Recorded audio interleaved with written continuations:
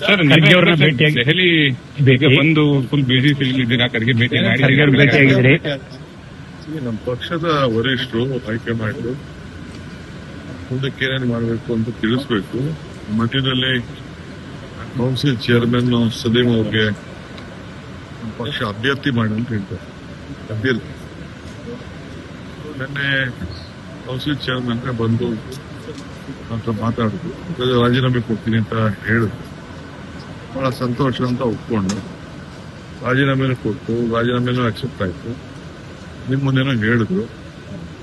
ಅದಾದ್ಮೇಲೆ ಗವರ್ನರ್ಗೆ ಹೋಗಿ ಒಂದು ಕಂಪ್ಲೇಂಟ್ ಕೊಟ್ಟಿದ್ದಾರೆ, ನನಗೆ ಬಲವಂತ ಮಾಡಿ ಮಾಡ್ತು ಅಂತ. ತಿರ್ಗಾ ಅವ್ರ ಅಪೋಸಿಷನ್ ಪಾರ್ಟಿಯವರು ಹೇಳಿದ್ದಾರೆ, ಕೆಲವೇನೋ ಕಾನ್ಸ್ಟಿಟ್ಯೂಷನ್ ಚೇಂಜಸ್ ಟೈಪ್ ಕ್ರಿಯೇಟ್ ಮಾಡ್ತಿದ್ದಾರೆ.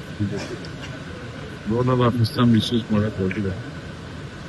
ಸೊ ನಾನೋಗಿ ಗವರ್ನರ್ಗೆ ಭೇಟಿ ಮಾಡಿದೆ, ನಾನು ಖಾದರ್ ಅವರು ಭೇಟಿ ಮಾಡಿ ಗವರ್ನರ್ ಹೇಳಿ ವಾಲಂಟಿಯರ್ ಆಗಿ ಕೊಟ್ಟಿದ್ದಾರೆ. ಇಲ್ಲ ನಾನು ಅವಿಶ್ವಾಸ ನಿರ್ಣಯ ಮಂಡನೆ ಮಾಡಕ್ಕೆ ನಮ್ಮವರೆಲ್ಲ ಸೈನ್ ಹಾಕಿ ಕೊಟ್ಟಿದ್ರು. ಬೇಡ ಅಂತ ಹೇಳ್ದ. ಪಾಪ ಅವ್ರು ಬಹಳ ಗೌರವದಿಂದ ಒಪ್ಕೊಂಡವ್ರು, ಅವರೇ ಕರೆದು ಅವರೇ ಟೈಪ್ ಮಾಡಿ ಕೊಟ್ಟರು. ಆಮೇಲೆ ಕೊನೆಗೆ ಅವ್ರದೇ ಆದಂತ ಅಭಿಪ್ರಾಯ ಸಾರಿ ಪಡಿ ದೊಡ್ಡ ಹಿರಿಯ ನಾಯಕರಿಗೆ ಅವರ ಬಿಜೆಪಿ ಹರಾಸ್ ಮಾಡ್ತಾ ಇದ್ದಾರೆ.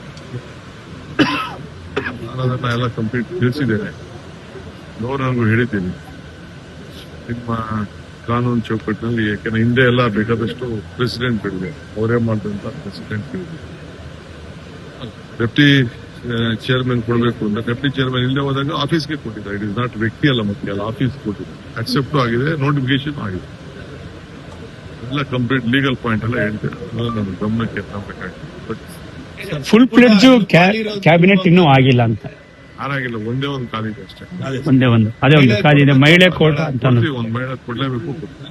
ಅದು ಯಾವಾಗ ಆಗ್ಬೋದು? ಒಂದೆರಡು ದಿನ ಅಥವಾ ಅದೇನು ಅಷ್ಟು ಅರ್ಜೆಂಟ್ ಏನಿಲ್ಲ. ಮಹಿಳೆ ಕೊಡ್ಬೇಕು, ಕೊಡ್ತೀವಿ. ಸರ್, ಈಗ ನಾಗೇಂದ್ರ ಅವರು ಖಾತೆ ಹಂಚಿಕೆ ಸಂಬಂಧ ಸರ್, ಈಗಾಗಲೇ ಸಚಿವ ಸ್ಥಾನ ನೀಡಿದೀರಾ, ಖಾತೆ ಹಂಚಿಕೆ ಬೇರೆ ಹತ್ರ ಬರ್ತಿದೆ. ಇನ್ 3 ದಿನ, ನಾಳೆ ಬೆಳಿಗ್ಗೆ 3 ದಿನ. ಎಷ್ಟು ದಿನ ಇತ್ತು ಯಡಿಯೂರಪ್ಪನವ್ರು, ಎಷ್ಟು ದಿನ ಇದ್ರು? ನಾವೆಲ್ಲರಿಗೂ ಹೋಗಿ, ನೀವು ಮಂತ್ರಿಗಳು ಎಲ್ಲ ಜಿಲ್ಲೆಗಳಿಗೆ ಹೋಗಿ ಎಲ್ಲ ಬರದ ಬಗ್ಗೆ ನೋಡಿ ಅಂತ ಹೇಳಿದೀನಿ. ಎಲ್ಲರಿಗೂ ಬಹಳ ಒಳ್ಳೆ ಕೆಲಸ ಮಾಡಿದ್ದಾರೆ. ಹೋಗಿ ಎಲ್ಲ ತಂದು ಎಲ್ಲ ರಿಪೋರ್ಟ್ ಕೊಟ್ಟಿದ್ದಾರೆ, ದೂರ್ ಮಾಡಿದ್ದಾರೆ. ಬರ್ತೀನಿ ಅಂದ್ರೆ ಅಧಿವೇಶನ ಶುರು ಆಗ್ತಾ ಇದೆ ಶಾರ್ಟ್ಲಿ. ಅಷ್ಟೊತ್ತಿಗೆ ಬಿಡ್ರಿ ಸರ್. ನಾಗೇಂದ್ರ ಎಲ್ಲದಕ್ಕೂ ಉತ್ತರ ಕೊಡ್ತಿದ್ದಾರೆ. ಕೆಲಸ ಒಬ್ರೆ ಬೇಕಾದ ಉತ್ತರ ಖಾತೆನೆ ಕೊಡ್ಬೇಕು ಅಂತ ಹೇಳಿ, ನಾಳೆನೆ ಕೊಡ್ಬೇಕು ಅಂತ ಹೇಳಿ ಒಬ್ಬನೇ ಎಲ್ಲಾ ಖಾತೆಗೂ ಈಗ ಕೊಡ್ತೀನಿ. ಇಲ್ಲ ಅಲ್ಲೇ ನೀವು ಹೋಗ್ಬೇಕು, ನೀವು ಹೋಗ್ಬೇಕು, ಅದಕ್ಕೆ ಆಗ್ತದೆ ಕೆಲಸ. ಸರ್, ಈಗ ನಾಗೇಂದ್ರ ಅವ್ರ ವಿಚಾರದಲ್ಲಿ ನಾಗೇಂದ್ರ ವಿಚಾರದಲ್ಲಿ ಸ್ವಲ್ಪ ಗೊಂದಲಗಳಿರುವಂತದ್ದು, ಜೊತೆಗೆ ಅವ್ರ ಮೇಲೆ ಜಾಮೀನಲ್ಲಿದ್ದಾರೆ, ಜೊತೆಗೆ ಬೇರೆ ಬೇರೆ ರೀತಿಯಾದಂತಹ ಕೋರ್ಟ್ ಷರತ್ತುಗಳೆಲ್ಲ ಉಲ್ಲಂಘನೆ ಮಾಡಿದ್ದಾರೆ ಅನ್ನುವಂಥದ್ದು ಕೂಡ ಕೇಳಿ ಬರ್ತಾ ಇದೆ. ಯಾರ ಮೇಲೆ ಕೇಸ್ ಇಲ್ಲ ಈ ದೇಶದಲ್ಲಿ, ಯಾರ ಮೇಲೆ ಕೇಸ್ ಇಲ್ಲ. ಕುಮಾರಸ್ವಾಮಿ ಅವರು ಜಾಮೀನು ತಗೊಂಡಿಲ್ವಾ? ಡಿ ಕೆ ಶಿವಕುಮಾರ್ ಜಾಮೀನು ತಗೊಂಡಿಲ್ಲ. ಎಷ್ಟು ಜನ ಮಂತ್ರಿ ಆಗಿದ್ದವರೆಲ್ಲ ಜಾಮೀನು ತಗೊಂಡಿರ್ಲಿಲ್ವಾ? ಈಗಿರೋರೆಲ್ಲ ತಗೊಂಡಿಲ್ವಾ? ಎಷ್ಟು ಜನ ಕೇಸ್? ಕಾನೂನು ಉಲ್ಲಂಘನೆ ಮಾಡಿದ್ದಾರೆ ಅಂತ, ಷರತ್ತುಗಳ ಉಲ್ಲಂಘನೆ ಆಗಿದೆ ಅಂತ. ಕರ್ನಾಟಕ ಬಿಟ್ಟು ಹೊರಗಡೆ ಹೋಗಿದ್ದಾರೆ ಅಂತ ಸರ್. ನನಗೆ ಯಾವುದು ಗೊತ್ತಿಲ್ಲ, ನನ್ನ ಗಮನಕ್ಕೆ ಬಂದಿಲ್ಲ. ನಾವೆಲ್ಲ ಸರಿ ನೋಡಿದ್ದೀವಿ. ಅವ್ರ ಮೇಲೆ ಯಾವುದು ಉಲ್ಲಂಘನೆ ಆಯ್ತು ಅಂತ ಹೇಳಿ ಅವನಿಗೆ ಯಾವ್ದೋ ಶಿಕ್ಷೆ ಕೊಟ್ಟು ಜೈಲು ಪರ್ಮನೆಂಟ್ ಆಗಿರುವಂತ ಯಾವ ಆದೇಶ ಕೊಟ್ಟಿಲ್ಲ. ಕಾನೂನು ಇದೆ, ಕಾನೂನು ನೋಡ್ತೇವೆ. ಅಪೋಸಿಷನ್ ಪಾರ್ಟಿಗೆ ಏನೋ ಸುದ್ದಿ ಬೇಕಲ್ಲ, ಚರ್ಚೆ ಮಾಡ್ತಾ ಇರ್ತೀವಿ. ಸರ್, ಈಗ ಸುರ್ಜೇವಾಲಾ ಮತ್ತೆ ವೇಣುಗೋಪಾಲ್ ಭೇಟಿ ಆಗ್ತದೆ ಬಂದಾಗೆಲ್ಲ ಭೇಟಿ ಮಾಡ್ತೀನಿ.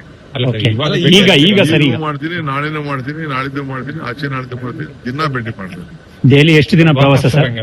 ದೆಹಲಿ ಪ್ರವಾಸ ಎಷ್ಟು ದಿನ ಸರ್? ಇವತ್ತು ಪ್ರವಾಸ ಇದೆ, ನಾಳೆ ಬೆಳಿಗ್ಗೆ ಕೋಲಾರ ಪ್ರವಾಸ. ಕೋಲಾರ